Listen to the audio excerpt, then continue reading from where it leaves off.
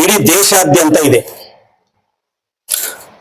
ಒಲೆಮಾದಿಗರು ಅಸ್ಪೃಶ್ಯರು. ಒಲೆಮಾದಿಗರು ಅಸ್ಪೃಶ್ಯತೆಯ ಅನುಭವದಲ್ಲಿ ಸಮಾನ ದುಃಖಿಗಳು. ಆದರೆ ಮಾದಿಗ ಮತ್ತು ಮಾದಿಗ ಸಂಬಂಧಿತ ಜಾತಿಗಳಲ್ಲಿ ಅತ್ಯಂತ ಕಟ್ಟಕಡೆ ಇರುವಂತ ಸಮಾಜಗಳು ಇದಾವೆ. ಮೋಚಿಗಳು ಇದಾವೆ, ಚಪ್ಪಲಿ ಹೊಲಿಯುವಂತ ಸಮಾಜ ಬೀದಿ ಬದಿಯಲ್ಲಿದ್ದಾರೆ.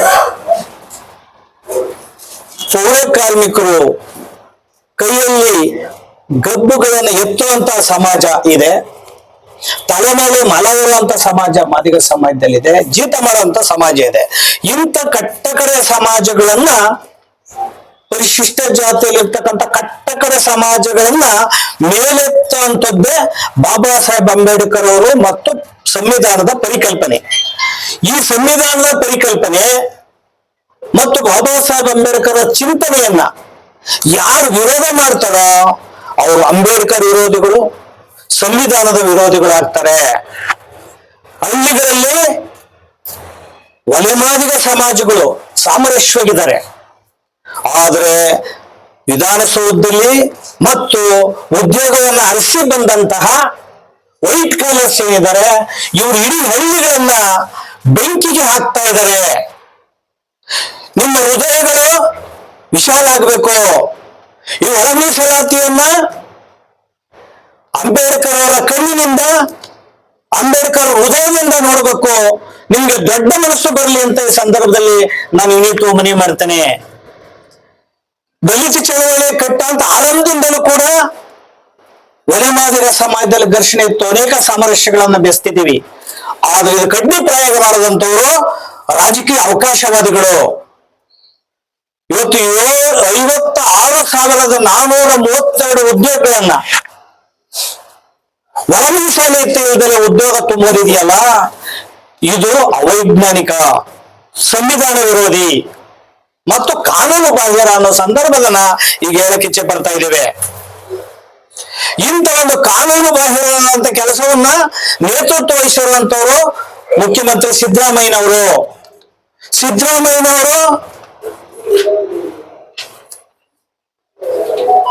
ಅವರ ಕಳೆದ ಅವಧಿಯಲ್ಲಿ ಮುಖ್ಯಮಂತ್ರಿ ಆಗಿದ್ದಾಗಿಂದ ಇರುವುದು ಈಗ 23ರಿಂದ 25ರವರೆಗೆ ಒಳ ಮೀಸಲಾತಿ ವಿರೋಧಿಯಾಗಿ ಬಂದಿದ್ದಾರೆ ಸಿದ್ದರಾಮಯ್ಯನವರು. ಇವರು ಒಳ ಮೀಸಲಾತಿ ವರ್ಗೀಕರಣಗಳನ್ನು ಆರಂಭದಿಂದ ಯಾವ ಶಕ್ತಿಗಳು ವಿರೋಧ ಮಾಡ್ತಾ ಇದ್ವೋ ಆ ಶಕ್ತಿಗಳ ಪ್ರಭಾವಕ್ಕೆ ಸಿದ್ದರಾಮಯ್ಯನವರು ಮತ್ತು ಅವರ ಸರ್ಕಾರ ಒಳಗಾಗಿದೆ. ಆದ್ದರಿಂದ ಇಡೀ ರಾಜ್ಯದಲ್ಲಿ ಆತಂಕ ಮತ್ತು ಆಘಾತ ಮಾದಿಗ ಮತ್ತು ಮಾದಿಗ ಸಂಬಂಧಿತ ಜಾತಿಗಳಲ್ಲಿ ಉಂಟಾಗಿದೆ. ಯಾಕೆಂದ್ರೆ ಕಳೆದ 35 ವರ್ಷಗಳಿಂದ ಹೋರಾಟವನ್ನ ಮಾಡ್ಕೊಂಡು ಬಂದಿದ್ದಾರೆ. ಹುಬ್ಬಳ್ಳಿ ಸಮಾವೇಶದಲ್ಲಿ 8 ಜನ ತೀರೋದ್ರು. ಅನೇಕರು ಜೀವನವನ್ನ ಬದುಕನ್ನ ಕಳ್ಕೊಂಡಿದ್ದಾರೆ ಹೋರಾಟವನ್ನ ಮಾಡಿ. ಇವತ್ತು ಕೂಡ ಬೀದಿಯಲ್ಲಿ ಹೋರಾಟ ನಡೀತಾ ಇದೆ. ಸಿದ್ದರಾಮಯ್ಯ ಕಣ್ಣಿಂದು ಕೂಡ ಕುರುಡಾಗಿದ್ದಾರೆ. 5ರಿಂದ 12ಕ್ಕೆ ಸಚಿವ ಸಂಪುಟ ಮುಂದೂಡಿದ್ರು. 12ರಿಂದ 25ಕ್ಕೆ ಸಚಿವ ಸಂಪುಟ ಮುಂದೂಡಿದ್ದಾರೆ. ಈಗಾಗಲೇ 22ರಲ್ಲಿ ಸುತ್ತೋಲೆ ಹೊರಡಿಸಿದ್ದಾರೆ. ಹುದ್ದೆ ಎಲ್ಲರೇ ತುಂಬಬೇಕು ಅಂತ ಹೇಳಿ ಒಳಗೆ ಉದ್ಯೋಗಗಳು ನಡೀತಾ ಇದ್ದಾವೆ ಅನೇಕ ವಿಶ್ವವಿದ್ಯಾಲಯದಲ್ಲಿ.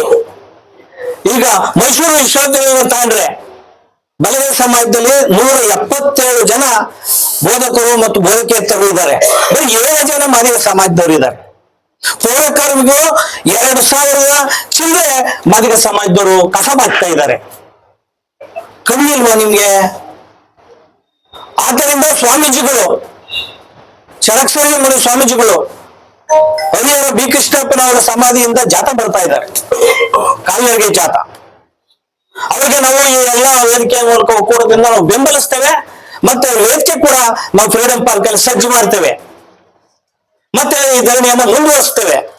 27ನೇ ತಾರೀಕಿಗೆ ಸಿದ್ದರಾಮಯ್ಯನವರು ಕ್ಯಾಬಿನೆಟ್ ಅನ್ನ ಮುಂದೂಡಿದರೆ ಇದು ಹುನ್ನಾರ, ಷಡ್ಯಂತ್ರ.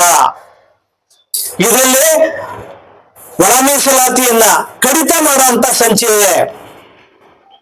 ಮತ್ತೆ ರೋಸ್ಟರ್ ಬಿಂದುವನ್ನ ನಾವು ಒಳ ಮೀಸಲಾತಿಗೆ ಒಳಪಡಿಸಲ್ಲ ಅನ್ನೋ ಸಂಚು ನಡೀತಾ ಇದೆ. ಮತ್ತೆ ಒಳ ಮೀಸಲಾತಿ ವರ್ಗೀಕರಣವನ್ನ ಸಬ್ ಕ್ಯಾಬಿನೆಟ್ ಮಾಡುವಂತಹ ಸಂಚಿದೆ ಅಥವಾ ಮುಂದೂಡುವಂತ ಸಂಚಿದೆ. ನೀವೇನಾದ್ರೂ ಕೂಡ 27ನೇ ತಾರೀಕು ನೀವು ಒಳ ಮೀಸಲಾತಿ ವರ್ಗೀಕರಣದ ಬಗ್ಗೆ ಸಿದ್ದರಾಮಯ್ಯ ಅವರು ಗಟ್ಟಿಯಾದಂತ ಗಂಭೀರವಾದಂತ ನಿಲುವನ್ನ ತಾಳದೆ ಹೋದ್ರೆ ಇಡೀ ರಾಜ್ಯ ಹತ್ಕೊಂಡು ಉರುತ್ತದೆ. ಏನಾದ್ರೂ ಅಹಿತಕರ ಘಟನೆಗಳು ನಡೆದ್ರೆ ಸರ್ಕಾರವೂ ಹೊಣೆ ಆಗ್ತದೆ. ಸಿದ್ದರಾಮಯ್ಯ 15 ಬಜೆಟ್ ಮಂಡಿಸಿದ್ದೀನಿ, ಏನು ದೇವದಾಸು ನಂತರ ನಾನು ಹೆಚ್ಚು ವರ್ಷಗಳ ಅವಧಿ ಮಾಡಿದ್ದೀನಿ ಅನ್ನೋದಕ್ಕೆಲ್ಲ ಕಪ್ಪು ಮಸಿ ಆಗ್ತದೆ, ಕಪ್ಪು ಇತಿಹಾಸ ಆಗ್ತದೆ. ಇವತ್ತು ಮರಣ ಶಾಸನವನ್ನ ಬರೆದಿದ್ದೀರಿ ನೀವು ಬಾಗಲಕೋಟೆ ಮತ್ತು ದಾವಣಗೆರೆ ಚುನಾವಣೆಯನ್ನ 27ನೇ ತಾರೀಕು ಮಾಡಿದ ಹೋದ್ರೆ ಹೆಂಗ್ ಗೆಲ್ತೀರಿ? ನಾವು ಚಾಲೆಂಜ್ ಮಾಡಿ ತೋರಿಸ್ತೇವೆ ನಿಮ್ಮನ್ನ.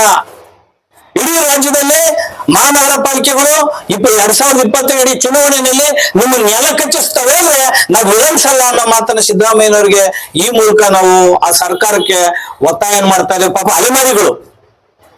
ಅಲೆಮಾರಿಗಳಲ್ಲಿ ದಕ್ಕನ ಸಮಾಜಗಳಿದಾವೆ, ಡೊಂಬ ಸಮಾಜಗಳಿದೆ, ಕಾಡಲ್ಲಿ ವಾಸ ಮಾಡುವಂತ ಜನ ಇದೆ, ಟಾರ್ಪಲ್ಲಿ ಕೂಡ ಗತಿ ಇಲ್ಲ, ಅವರು ಭಿಕ್ಷೆ ಮಾಡಿ ತಿರ್ಕೊಂಡ್ ತಿಂತಾ ಇದ್ದಾರೆ. ಅಂತವ್ರಿಗೂ ಕೂಡ 1% ನಾಗಮೋಹನ್ ದಾಸ್ ಮೀಸಲಾತಿ ಕೊಟ್ರೆ ರಾಜಕೀಯಕ್ಕೋಸ್ಕರ ನೀವು ರಾಜಕೀಯ ಮಾಡಿ 3ನೇ ಗುಂಪಲ್ಲಿ ಸೇರಿಸಿ ಅವ್ರ ಕಣ್ಣೀರು ಹಾಕ್ಸ್ತಾ ಇದ್ದೀರಾ. ಆಮೇಲೆ ಜೊತೆಯಲ್ಲಿ ಅತ್ಯಂತ ಮುಖ್ಯವಾದ ನೀವು ಹೇಳೋದು ಅವ್ರು 1% ಅನ್ನ ವಿಶೇಷವಾಗಿ ಕೊಡಬೇಕು ಅನ್ನೋದ್ರ ಜೊತೆಗೆ ಏನು ತಾಂತ್ರಿಕ ಅಡಚಣೆ ಇದೆ, ಕೋರ್ಟಲ್ಲಿ ತಡೆಯಾಜ್ಞೆ ಇದೆ ಅಂತ ಸಿದ್ದರಾಮಯ್ಯನವರು ನೀವು ಇಷ್ಟು ದೊಡ್ಡ ಮನುಷ್ಯರಾಗಿ ಹೇಳ್ತಿರಲ್ಲ, ಯಾವ ಕೋರ್ಟಲ್ಲೂ ತಡೆಯಾಜ್ಞೆ ಇಲ್ಲ, ಯಾವ ತಾಂತ್ರಿಕ ಅಡಚಣೆನೂ ಇಲ್ಲ ಒಳ ಮೀಸಲಾತಿ ಜಾರಿ ಮಾಡೋದಕ್ಕೆ, ಯಾವ ಅಡ್ಡಿ ಆತಂಕ ಇಲ್ಲ. ಇರೋದು ಸಿದ್ದರಾಮಯ್ಯನವ್ರ ಸರ್ಕಾರದಲ್ಲಿ. ಅವ್ರ ಸರ್ಕಾರದಲ್ಲಿ ಅಡ್ಡಿ ಆತಂಕ ಇದೆ, ಅವ್ರನ್ನ ಸರಿ ಮಾಡ್ಕೊಳ್ಳಿ. ಅವ್ರ ಪ್ರಭಾವಕ್ಕೆ ಯಾಕೆ ನೀವು ಮುಖ್ಯಮಂತ್ರಿ ಅವ್ರು ಮುಂದುವರಿಯಕ್ಕೋಸ್ಕರ ಈ ಸಮಾಜನ ಯಾಕೆ ಹೊರಗಾಡಿಸ್ತಾ ಇದ್ದೀರಿ? ಈ ಸಮಾಜನ ಬೀದಿಗೆ ತಳ್ಳಿ ಯಾಕೆ ತಮಾಷೆ ನೋಡ್ತಾ ಇದ್ದೀರಿ? ಬೆಂಕಿ ಹಚ್ಚಿ ನೀವು ವಿಳಂಬ ಮಾಡಿದ್ದು ಗೊತ್ತು ನಮ್ಗೆ, ಯಾಕೆ ವಿಳಂಬ ಮಾಡಿದ್ರಿ ಅಂತೆ ಅಂದ್ರೆ ಗೋವಿ ಮತ್ತು ಲಮಾಣಿ ಕೊರ್ಮ ಕೊಂಚ ಸಮಾಜ ನಮ್ಮ ಸಹೋದರೇ, ನಾವೇನಾದ್ರು ಕೊಡಬೇಡಿ ಅಂತ ಎಲ್ಲೂ ಹೇಳಿಲ್ಲ. ನಿಮ್ಗೆ 4% ಕೊಡಿ ಅಂತ ಕೊಡುವಾಗ ಬೇಡ ಅಂತ ಎಲ್ಲೂ ಹೇಳಿಲ್ಲ. ಅವರು ಈಗ ದೊಡ್ಡ ಸಮಾವೇಶ ಮಾಡ್ತೀವಿ ಅಂತ ಹೊರಟಿದ್ದಾರೆ. ಮತ್ತೆ ವಲಯ ಮತ್ತು ಸಂಬಂಧಿತ ಕೆಲವರು ಅವರು ನಾವು ಜನ ಸೇರಿಸ್ತೀವಿ ಫ್ರೀಡಂ ಪಾರ್ಕಲ್ಲಿ ಅಂತ ಹೋಗಿದ್ದಾರೆ. ಇದನ್ನ ಸಿದ್ದರಾಮಯ್ಯನವರು ಅವ್ರ ವಾಯ್ಸ್ ಅನ್ನ ಗಟ್ಟಿ ಮಾಡೋದಕ್ಕೆ, ಪ್ರೆಸರ್ ಮಾಡೋದಕ್ಕೆ, ವಿವಾದ ಗಟ್ಟಿ ಮಾಡೋಕ್ಕೋಸ್ಕರ ನೀವು 27ಕ್ಕೆ ಮುಂದೂಡಿ ಟೈಮ್ ತಗೊಂಡಿದ್ದೀರಾ. ಇದೇ ತರ ಡಿಲೇ ಟ್ಯಾಕ್ಟಿಕ್ಸ್ ಮಾಡಿ ಸಿದ್ದರಾಮಯ್ಯನವರು ಇಡೀ ಬಾಯಿ ಬಣ್ಣಾಕಂತ ಕೆಲಸ ಮಾಡಿದಿರಿ. ಇಂತಹ ಕೆಲಸಗಳನ್ನ ನೀವು ಮಾಡಬೇಡಿ. ನಾವು 25ನೇ ತಾರೀಕು 25/3/2026 ಈ ಎಲ್ಲಾ ಸರ್ಕಾರದ ವಿದ್ಯಮಾನಗಳನ್ನ ಖಂಡಿಸಿ ವಿರೋಧಿಸಿ ರಾಜ್ಯದ 31 ಜಿಲ್ಲೆಗಳಲ್ಲೂ ಕೂಡ ಉಗ್ರ ಪ್ರತಿಭಟನೆಗಳನ್ನ ನಾವೆಲ್ಲಾ ಸಂಘಟನೆಗಳು 50 ಸಂಘಟನೆಗಳು ಮಾದಿಗ ಸಂಬಂಧಿತ ಸಂಘಟನೆಗಳು 50 ಸಂಘಟನೆಗಳು ಸೇರಿ ಮಾದಿಗ ಸಂಘಟನೆಗಳ ಒಕ್ಕೂಟದ ವತಿಯಿಂದ ರಾಜ್ಯದ 31 ಜಿಲ್ಲೆಗಳಲ್ಲೂ ಜಿಲ್ಲಾಧಿಕಾರಿಗಳ ಕಚೇರಿಗೆ ಬೃಹತ್ ಪ್ರತಿಭಟನೆಯನ್ನ ಮಾಡೋದ್ರ ಮೂಲಕ ಜಿಲ್ಲಾಧಿಕಾರಿಗಳಿಗೆ ಮನವಿಯನ್ನು ಸಲ್ಲಿಸಿ ಜಿಲ್ಲಾಧಿಕಾರಿಗಳ ಮೂಲಕ ಮುಖ್ಯಮಂತ್ರಿ, ರಾಜ್ಯಪಾಲರು, ರಾಷ್ಟ್ರಪತಿ, ಪ್ರಧಾನಮಂತ್ರಿಗೆ ರವಾನಿಸ್ತಾ ಇದ್ದೇವೆ.